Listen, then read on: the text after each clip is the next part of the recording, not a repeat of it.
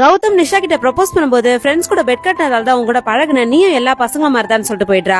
Night ஹாஸ்டல்ல நிஷாவோட friends எல்லாம் சேர்ந்து கௌதம் பின்னாடி நிறைய பொண்ணுங்க சுத்தினாங்க. ஆனா கௌதம் உன்னை மட்டும் தான் லவ் பண்ணா. அதனால கௌதம் இந்த விஷயத்துல இருந்து வெளியே வரதுக்கு ரொம்ப கஷ்டப்படுவான்னு சொல்லிட்டு பேசிட்டு இருக்காங்க.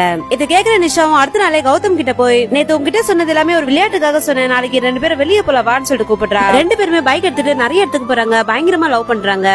4 நாள் 2 பேருமே நல்லா சுத்தி முடிச்சுட்டு திரும்பவும் ஹாஸ்டலுக்கு போகும்போது, நீ இது மாதிரி என்ன நினைச்சு ரொம்ப டல்லா இருக்குது, எனக்கு பிடிக்கல, எப்பயுமே சந்தோஷமா இருன்னு சொல்லிட்டு சொல்றா. இந்த 4 நாள்ல உன்னால எனக்கு நிறைய மெமரிஸ் கிடைச்சது, உனக்கும் அதே மாதிரி தான் என்னால நிறைய மெமரிஸ் கிடைச்சிருக்கும்னு நினைக்கிறேன். என் லைஃப்ல எனக்கு சில கனவு இருக்கு. என்னோட ஆபீஸ்ல எனக்கு ப்ரொமோஷன் கொடுத்து என்ன துபாய்க்கு அனுப்ப போறாங்க. இது என்னுடைய மிகப்பெரிய கனவு தெரியுமா.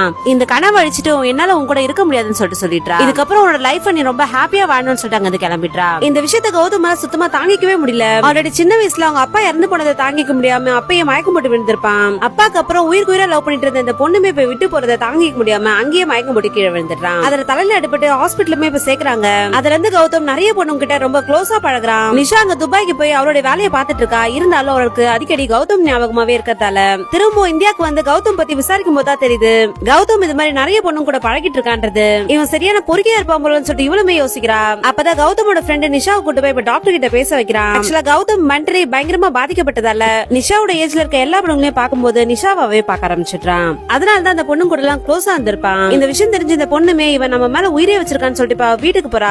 அங்க கௌதம் ஒரு சேர்ல உட்காந்துட்டு இருப்பான். இப்ப கௌதம் கிட்ட போய் என்னமோ பேசி பாக்குறா. கல்யாணம் பண்ணிக்கலாம், குழந்தை பெத்துக்கலாம் சொல்லி பாக்குறான். நான் எதுவுமே அவன் பேச மாட்டான். இப்ப கௌதமோட அம்மா கிட்ட போய் அவனை பேச சொல்லுங்க ஆண்டின்னு சொல்லி கேட்டு பாக்குறா. அவங்க இப்பதான் என்ன நடந்துச்சுன்றதே சொல்றாங்க. நிஷா போனதை நினைச்சு இப்ப கௌதமே பயங்கரமா அழுதுட்டு இருக்கதை பார்த்து அவங்க அம்மாவுமே இப்ப பயங்கரமா ஃபீல் பண்ணி அழறாங்க.